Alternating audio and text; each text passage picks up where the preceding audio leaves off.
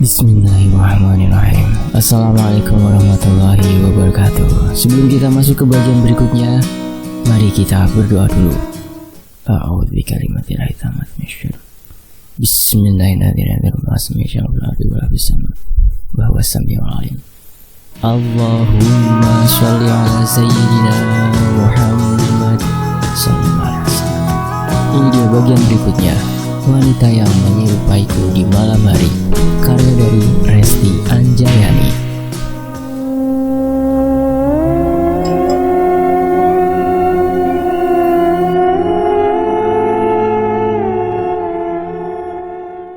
Rasa takut semakin menghinggapiku setelah mendengar suara lirih tawa seorang wanita yang tidak tahu dari mana asalnya. Aku berlari masuk kembali ke dalam kamar untuk melihat anakku, lalu mengunci pintu.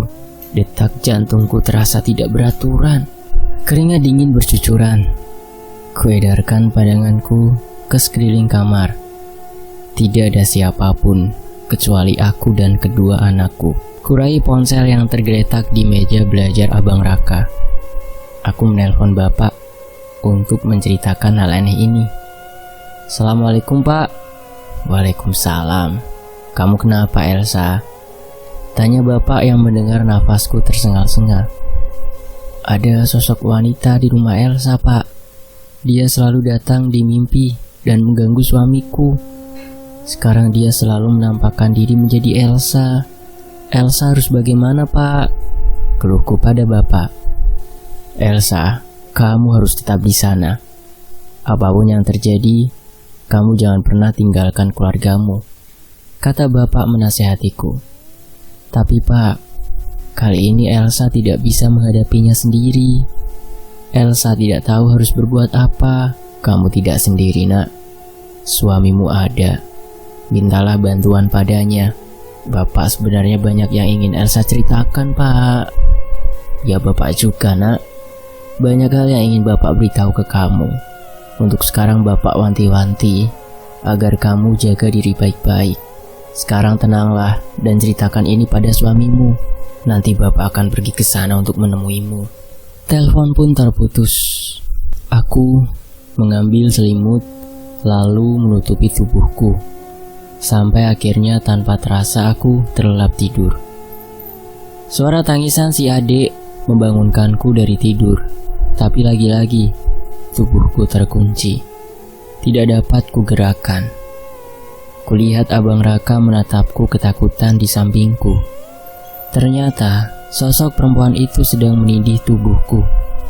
Tangannya yang seram dan kukunya yang tajam berusaha membekap wajahku agar kesulitan bernafas.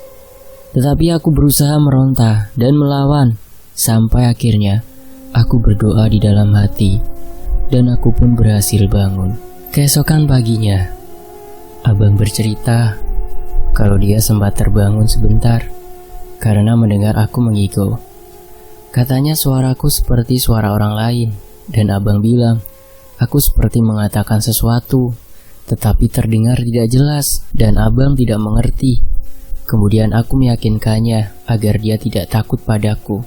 Sudah siang hari, Mas Randy pun belum pulang juga ke rumah, padahal semalam dia berkata hanya akan pergi sebentar. Aku teringat pesan Bapak semalam. Mungkin kali ini aku harus mempercayai suamiku.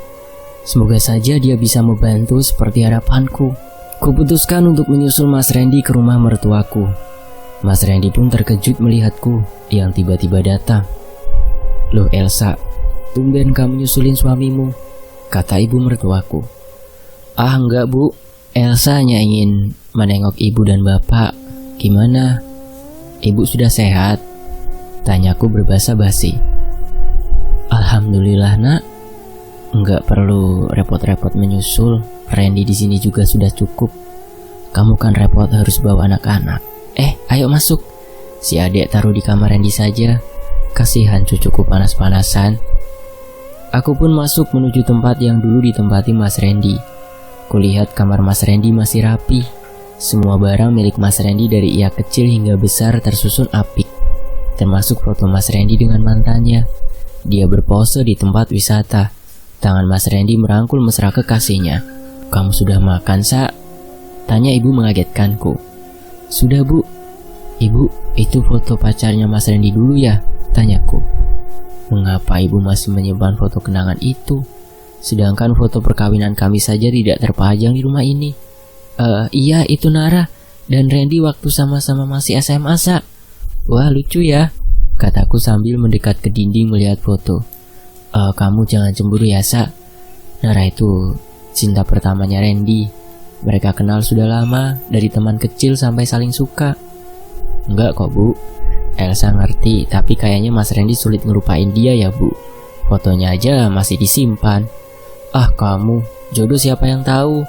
Mungkin Randy cintanya sama Nara, tapi jodohnya sama kamu.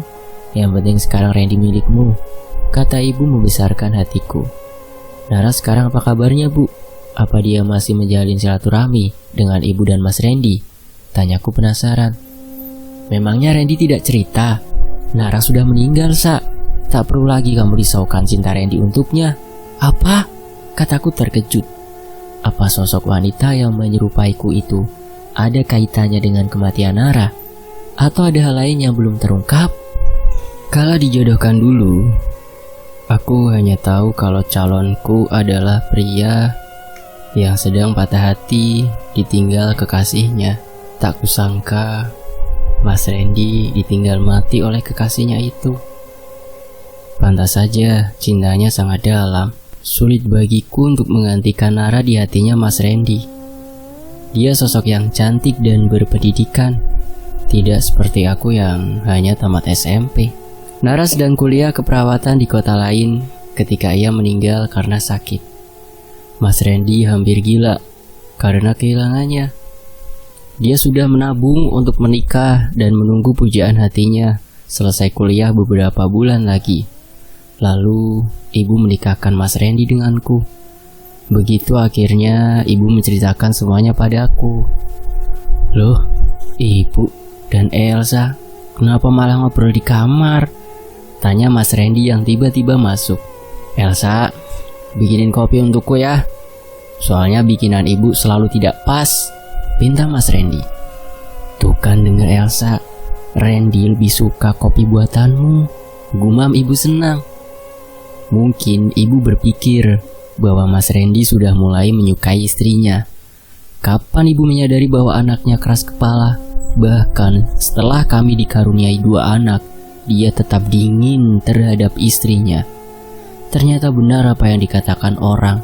Aku hanya budak cintanya Mas Randy. Ibu mengorbankan perasaanku demi kebaikan anaknya. Lalu aku dan Mas Randy pamit ketika hari sudah menjelang sore. Rutinitas sore sudah menantiku di rumah, tetapi aku tidak terlalu memikirkannya. Sepanjang jalan, aku memikirkan bagaimana caranya menceritakan masalahku pada Mas Randy. Aku takut dia malah tidak peduli padaku dan membuatku kecewa. Akhirnya ketika sampai di rumah, aku memberanikan diri. Kuhampiri dia saat sedang santai. Mas, aku boleh ngomong sebentar? Tanyaku sedikit grogi. Terlihat Mas Randy sedang asyik memainkan ponselnya. Kemudian melirikku sebentar. Kenapa? Mau bahas gosip tetangga ya? Jawabnya dengan ekspresi datar. Loh, kok Mas tahu? Tanyaku terkejut sekaligus bingung akan reaksinya. Sekampung pada ngomongin kamu, masa aku gak tahu? Makanya, kalau suami gak kasih izin jangan bandel. Gumamnya sama persis seperti dugaanku.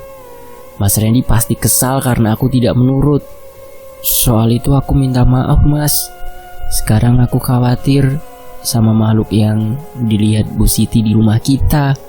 Menurut mas itu apa ya mas? Ah, kamu gosip dipercaya. Selama ini kita aman-aman saja di rumah ini.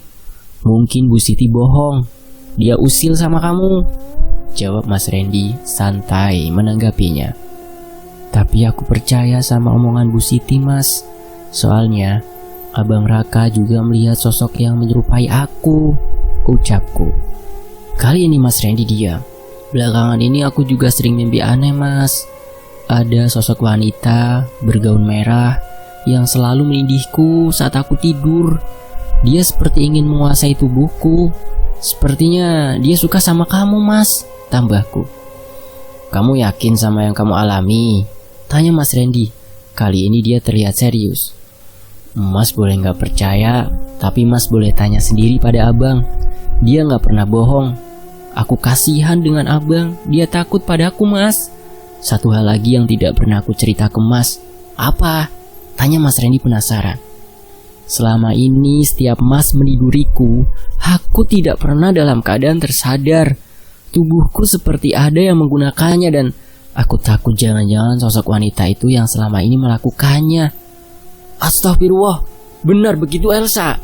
Mas Randy terkejut bukan main kali ini. Selama ini aku kira kamu hanya terlalu sibuk mengurus urusan rumah tangga. Makanya kamu sering lupa, sering tak ingat dengan kewajibanmu. Jadi selama ini aku berhubungan dengan... Kami berdua sama-sama ketakutan. Siapa sosok wanita yang selalu menyerupaiku ini? Mau apa dia dengan rumah tangga kami? Saat kami masih terdiam terpaku, tiba-tiba suara dering ponsel mengagetkan kami. Aku lihat bapak menelponku. Segera aku mengangkat telepon dari bapak. Halo, assalamualaikum pak. Aku berusaha bicara seceria mungkin agar bapak tidak mengkhawatirkanku. Halo Elsa, gimana kamu nak? Tanya bapak seperti biasa mencemaskan anaknya. Alhamdulillah Elsa baik. Ada apa bapak telepon? Syukurlah kamu baik-baik saja. Bapak sedang usahakan cari pinjaman untuk ongkos. Bulan depan bapak akan datang ke rumahmu nak. Loh, bapak mau datang ke sini? Alhamdulillah. Tapi bapak tidak usah sampai pinjam uang segala. Elsa tidak mau memberatkan. Pokoknya sesegera mungkin bapak akan tengok kamu. Kamu sudah bicara pada suamimu belum? Elsa sudah menceritakannya pak. Lalu bagaimana dengan tanggapan suamimu? Elsa sudah cerita pada Mas Randy. Mas Randy sepertinya masih kaget. Boleh bapak bicara pada suamimu? Tanya bapak meminta. Kemudian kuberikan ponselku pada Mas Randy. Bapak berbicara dengan Mas Randy cukup lama. Aku tidak tahu apa yang dikatakan bapak pada Mas Randy. Mas Randy menjauh agar aku tidak mendengar percakapan mereka. Setelah menutup telepon, Mas Randy tampak menghela nafas panjang. Wajahnya terlihat kebingungan. Apa yang bapak katakan pada Mas Randy? Wajah Mas Randy terlihat kebingungan setelah mendapat telepon dari bapak. Kenapa mas? Bapak bilang apa? Tanyaku penasaran. Elsa, kamu beruntung mempunyai ayah seperti beliau. Ayahmu sudah memiliki firasat tentang dirimu. Jawab Mas Randy. Lalu apa yang harus sekarang kita lakukan mas? Tenang Elsa, kamu gak sendiri. Mas akan membantumu. Kita lalui cobaan ini sama-sama. Aku menangis mendengar kata-kata Mas Randy. Dia segera melukku. Pelukan hangat Mas Randy membuat kekhawatiranku segera memudar. Inilah yang aku dambakan, kehangatan Mas Randy dan perhatiannya. Ku nikmati pelukan dan perhatian ini selagi bisa. Aku takut besok dia akan berubah lagi. Tak terasa waktu menunjukkan pukul 5 sore. Mas, titip adik sebentar. Aku mau cari abang, soalnya sebentar lagi mau maghrib, ucapku. Aku pun keluar rumah untuk melihat anak sulungku yang sedari tadi bermain di halaman rumah, lalu menyuruhnya masuk. Suara azan maghrib terdengar. Aku bersiap untuk melaksanakan sholat. Mas, ayo kita sholat, ajakku. Mas sholat di masjid saja. Akhirnya aku sholat hanya sholat bersama abang di rumah. Kali ini aku berdoa sambil berurai air mata. Aku sangat frustasi dengan masalah aneh yang aku alami saat ini. Ada apa sebenarnya?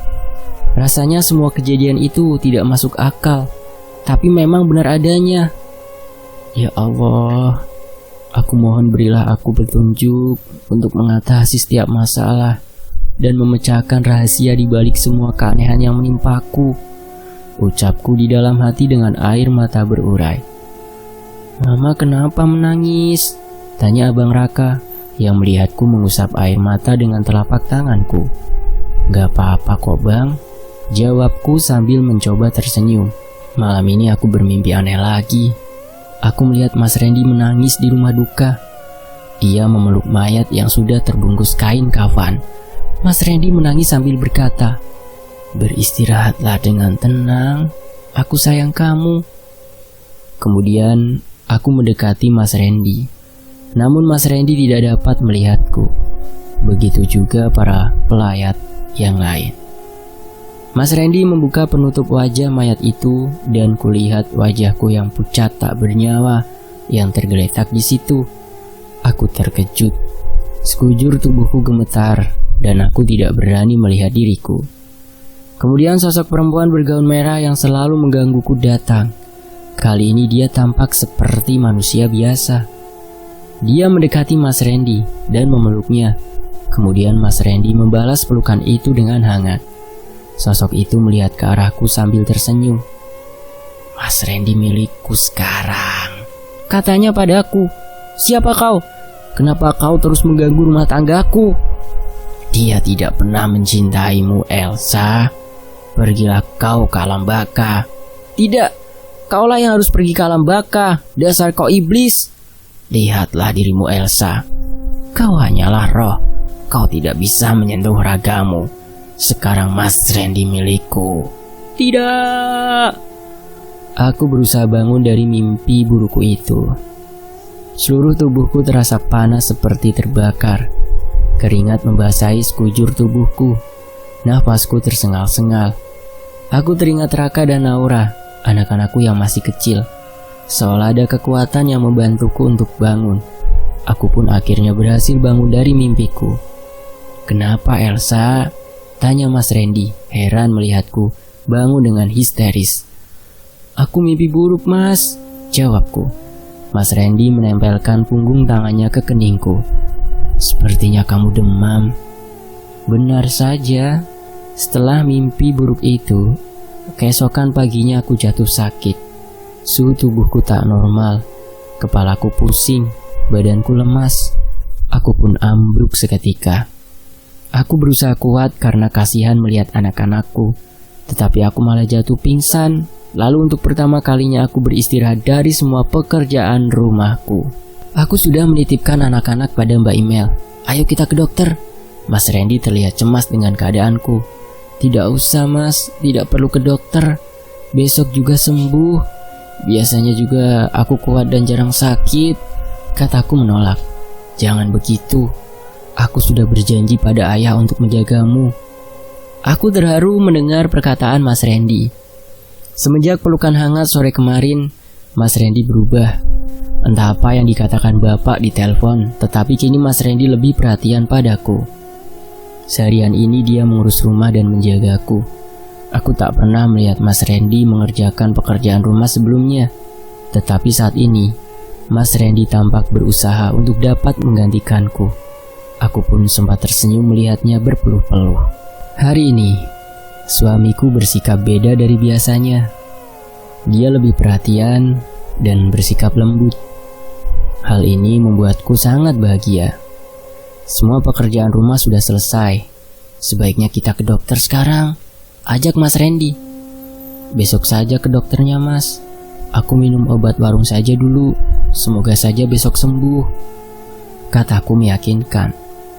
"Kalau besok tidak ada perubahan, kamu harus nurut. Kita ke dokter ya," katanya galak. Mas Randy tidak tahu, meskipun aku sakit, tetapi dalam hati, aku tak berharap sembuh cepat. Aku senang melihat Mas Randy perhatian dan lebih rajin. Tetapi aku benar-benar tidak kunjung sembuh. Sakitku berlanjut. Bahkan sudah seminggu aku masih tidak ada perubahan. Badanku lemas dan tidak dapat beraktivitas seperti sedia kala. Dokter mengatakan aku terkena gejala tipes dan harus benar-benar istirahat total. Setiap hari anakku diasuh oleh Mbak Imel. Mertuaku datang sesekali untuk menengok keadaan cucunya. Tetapi Mbak Imel, sahabatku yang paling kerepotan dengan kondisiku. "Maaf Mbak, aku jadi ngerepotin Mbak," kataku pada Mbak Imel yang mengantar anak-anak pulang setiap sore hari. Kamu gak usah terlalu dipikirin. Yang penting kamu cepat sembuh ya," jawab Mbak Imel. Entah Mbak, Biasanya aku kuat, gak gampang sakit. Ini kok sudah seminggu berobat ke dokter, tidak ada perubahan. Begini loh, Sa, kata Mbak Email terlihat ragu untuk berbicara. Apa Mbak? Tanyaku penasaran. Kamu jangan kepikiran ya kalau Mbak cerita ini, Sa. Orang-orang bilang sakitnya kamu ada hubungannya dengan hantu yang nyerupain kamu. Yang bener Mbak? Tanyaku terkejut. Ya ampun, salah apa aku sama orang kampung ini? Nggak berhenti-berhentinya mereka ngomongin aku. Timbalku kembali. Kalau dipikir-pikir, ada benarnya juga, Sa. Kamu nggak biasanya seperti ini. Aku kenal kamu kok. Saranku lebih baik kamu cari tahu sebenarnya apa yang terjadi padamu. Apa aku harus ke orang pintar ya Mbak? Sholat dan banyak berdoa sama Gusti Allah. Semoga kamu segera dikasih petunjuk. Nggak usah ke orang pintar segala, jawab Mbak Email menceramahiku. Beruntungnya aku punya sahabat baik yang mengingatkanku. Semoga saja petunjuk itu segera datang padaku. Sebab selama sakit, aku jadi sering jatuh tertidur. Aku tak bisa membedakan mana mimpi, mana kenyataan. Sosok perempuan itu bisa datang dan pergi setiap saat. Aku seperti sedang diawasi. Malam ketika anak-anak sudah tertidur, Mas Randy tiba-tiba menghampiriku. Dia memijat kakiku dan membawakan teh hangat. Sudah agak enakan belum? Tanyanya lembut dan penuh perhatian. Sudah Mas, makasih ya Mas. Maaf aku sudah merepotkan belakangan ini. Mas yang harusnya berterima kasih. Selama kamu sakit, Mas jadi merasakan kamu banyak berkorban untuk Mas. Terima kasih untuk selama ini ya. Gumam Mas Randy membuatku tak bisa berkata apa-apa lagi. Mas sekarang jadi berubah. Aku jadi penasaran. Apa yang dikatakan Bapak pada Mas? Tanyaku. Mas Randy hanya tersenyum malu. Kemudian ia merebahkan kepalaku di lengannya. Kami berbaring bersama. Mas Randy mengelus kepalaku dengan lembut. Dadaku berdegup kencang. Ini pertama kalinya aku melakukan hal mesra dengan suamiku dalam keadaan sadar. Untuk menutupi kecanggunganku, aku pun berusaha ngobrol dengannya. Mas, menurut Mas, apa kita perlu menemui orang pintar? Kata Mbak Email, orang-orang menyangka sakitku ada hubungannya dengan hantu yang selama ini menggangguku, Mas. Tidak usah dipikirkan gosip tetangga. Tidak ada gunanya, Elsa. Aku jadi penasaran, Mas. Kalau memang benar, kenapa dia menggangguku, Mas? Mungkin dia cemburu sama kamu. Kamu bilang dia suka sama Mas. Ya mungkin dia cemburu. Seloroh Mas Randy. Masa ada hantu yang suka sama Mas tapi Mas tenang-tenang aja? Mas gak keberatan kalau hantunya cantik? Ih, Mas ini malah bercanda. Aku serius, Mas. Mas juga serius, kata Mas sambil memindahkan posisi tubuhnya. Kini tubuh Mas Randy berada di atasku sambil mengecup keningku. Dia berkata, Mas kangen. Jantungku berdegup kencang. Aku memastikan diriku tidak sedang bermimpi. Aku dalam keadaan sadar dan Mas Randy sedang menjumbuku. Dia terus menghujaniku dengan kecupan hangat sekali. Tangan Mas Randy mulai itu satu persatu, ya, dilepaskan. Kemudian untuk pertama kalinya, aku merasakan tubuh Mas Randy merasuk ke dalam diriku yang tak kuasa menahan kenikmatan. Lalu aku pun jatuh terkulai lemas. Aku tertidur dalam dekapan Mas Randy. Aku sangat bahagia malam ini karena untuk pertama kalinya aku bisa merasakan sentuhan suamiku yang melakukan kewajiban layaknya suami istri. Karena merasa sangat lelah, aku pun tertidur pulas.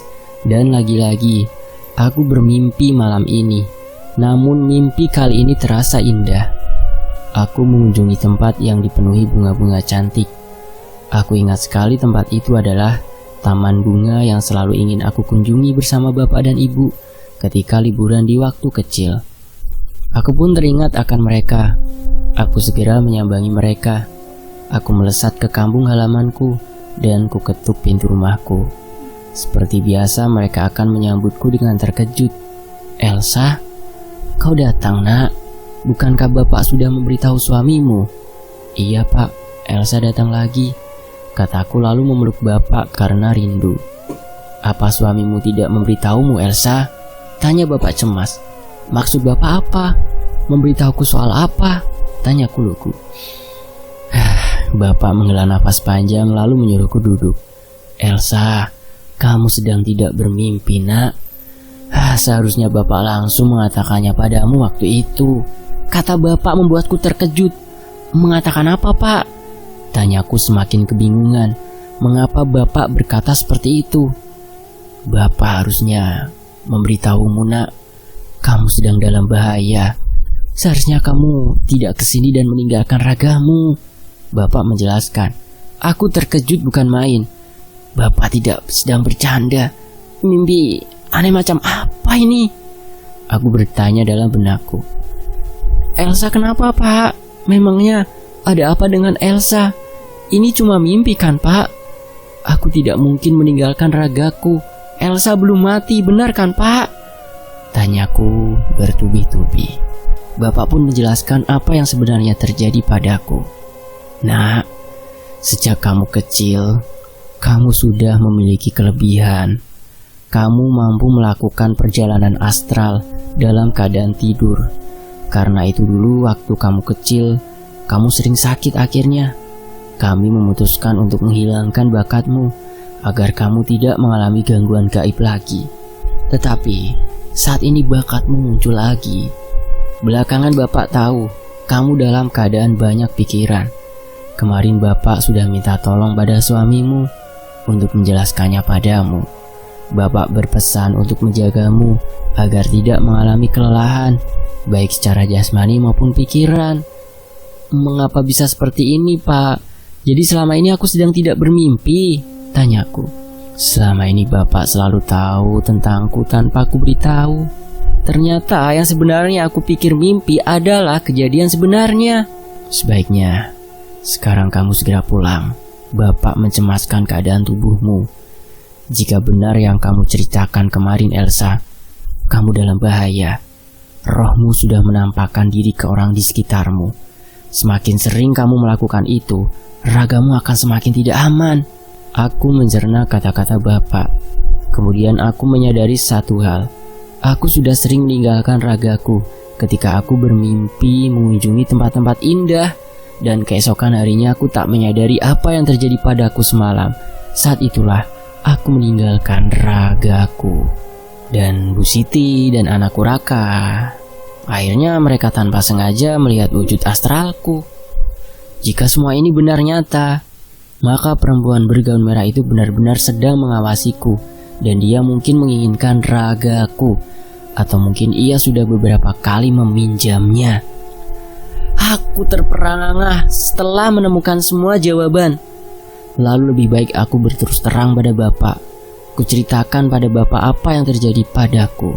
Pak, ada sosok perempuan yang selama ini selalu menggangguku.